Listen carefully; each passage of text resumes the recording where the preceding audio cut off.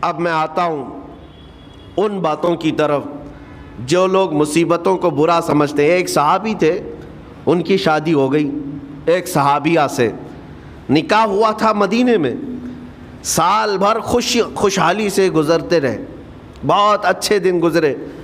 سال ختم ہونے کو تھا کہ خاتون جو ہے لڑائی کرنا شروع کر دیتی، کہتی مجھے تمہارے ساتھ رہنا نہیں، مجھے طلاق چاہیے، ڈائریکٹ طلاق۔ تو صحابی نے کہا ہوا کیا؟ وہ صحابیہ کہتی تھی نہیں مجھے تمہارے ساتھ رہنا نہیں۔ اس صحابی نے کہا ٹھیک ہے اگر ایسا ہی ہے تو حضور پاک صلی اللہ علیہ وسلم کے پاس چلتے ہیں، وہاں جا کر فیصلہ کرا لیں گے۔ تو وہ صحابیہ مان گئیں، کہا چلو چلتے ہیں۔ تو دونوں چلے جا رہے تھے اپنے گھر سے، حضور پاک صلی اللہ علیہ وسلم کے دربار میں فیصلہ کروانا ہے۔ چلتے وقت راستے میں ایک پتھر سے ٹھوکر لگ گئی اس صحابی کو، اور اتنی تیز ٹھوکر لگی کہ ان کا ناخن اکھڑ گیا۔ اب وہ ان کی خاتون جو بیوی صحابیاں ہیں وہ فوراً اپنے دوپٹے کا کپڑا پھاڑ کر کے انگلی کو باندھتی ہیں اور خون روکتی ہیں، اور اس کے بعد کہتی ہے چلو واپس گھر چلتے ہیں۔ گھر واپس آنے کے بعد وہ کہتی مجھے طلاق نہیں چاہیے، ساتھ میں رہوں گی۔ کہا عورتوں کا موڈ، عورتوں کا اس طرح کا فیصلہ کیا بات ہے؟ وہ صحابیہ کہتی ہے میں نے سنا ہے کہ جب کبھی کوئی بندہ بیمار نہیں ہوتا تو اللہ اسے پسند نہیں کرتا۔ میں نے جب سے تم سے شادی کی ہے سال بھر ہو گئے، ایک بار بھی تم کو بیمار ہوتے نہیں دیکھا۔ مجھے ایسا لگنے لگا کہ کہیں تم اللہ کے ناپسندیدہ بندے تو نہیں ہو، اس لیے میں تمہارے ساتھ نہیں رہنا چاہتی تھی۔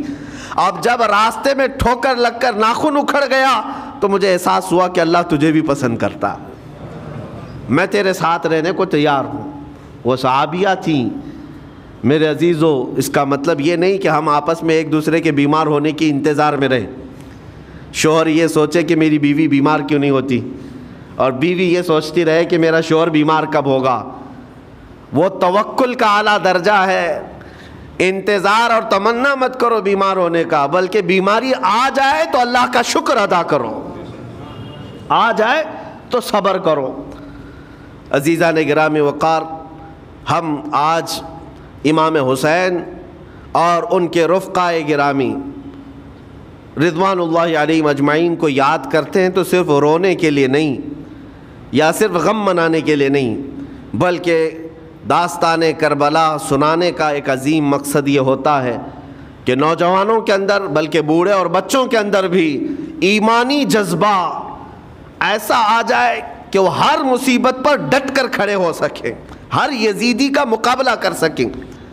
ایک تو اس کا میسج یہ ہے، اور دوسرا میسج یہ ہے کہ چاہے جیسی بھی مصیبتیں آئیں ایمان کے ساتھ رہنا ہے، صبر اور شکر کو ہرگز نہیں چھوڑنا ہے۔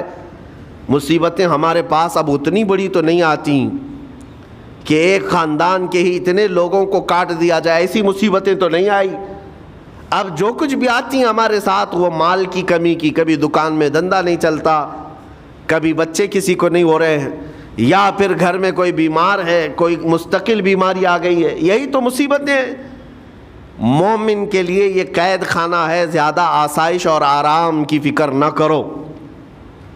یہ دنیا مومن کے لیے قید خانہ ہے۔ اسی لیے شاعر نے کیا خوب کہا، جب کسی کا انتقال ہوتا ہے، ایک سچے مومن کا انتقال ہوتا ہے تو لوگ کہتے فلاں مر گیا، فلاں مر گیا۔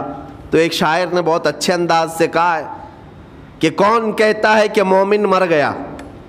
جو سچا مومن ہے اس کے لیے کہہ رہا ہوں۔ وہ شاعر نے کہا کون کہتا ہے کہ مومن مر گیا؟ قید سے چھوٹا وہ اپنے گھر گیا۔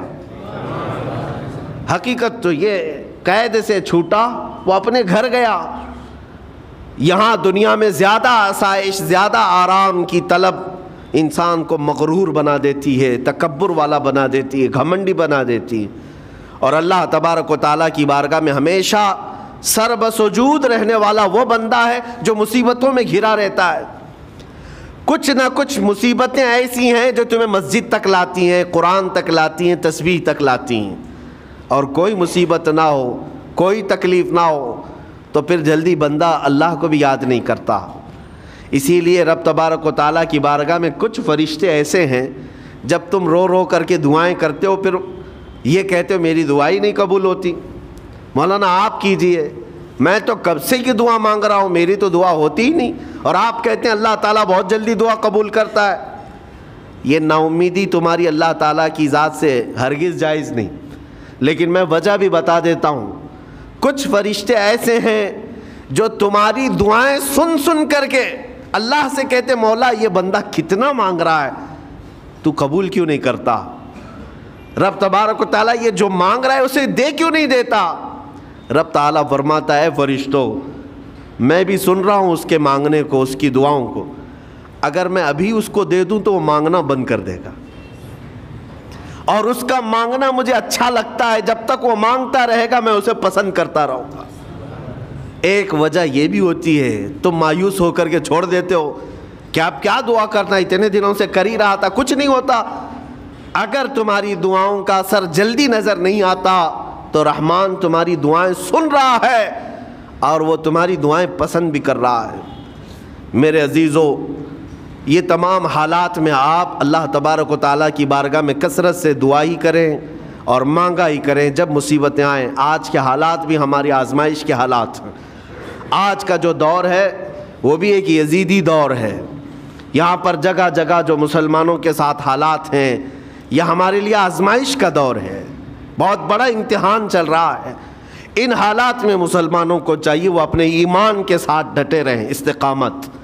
مولا حسین کے سبق کو پڑھیں, اس وقت تو ان کی گردنوں پر تلواریں تھیں, ان کے بچوں کے سینے چھدے ہوئے تھے تیروں سے, لیکن وہ ڈٹے ہوئے تھے میرے مصطفیٰ کی شریعت پر. آج ابھی تمہارے سینوں پر بندوق کی گولیاں نہیں لگائی گئیں, ابھی تمہارے اوپر اتنی بڑی مصیبتیں نہیں آئیں, لیکن میں پھر بھی دیکھتا ہوں نوجوانوں کو کہ کوئی مصیبت نہ آنے کے باوجود بھی تم اسلام کے ساتھ کھلواڑ کر رہے ہو. میرے آقا کی سنتوں کو پیٹ پیچھے پھینک کر کے تم تو بازاروں کی زینت بننا پسند کرتے ہو.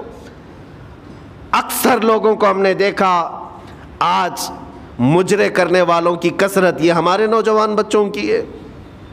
یہ اپنے جسموں کی نمائش کرنا اس کو فیشن سمجھتے.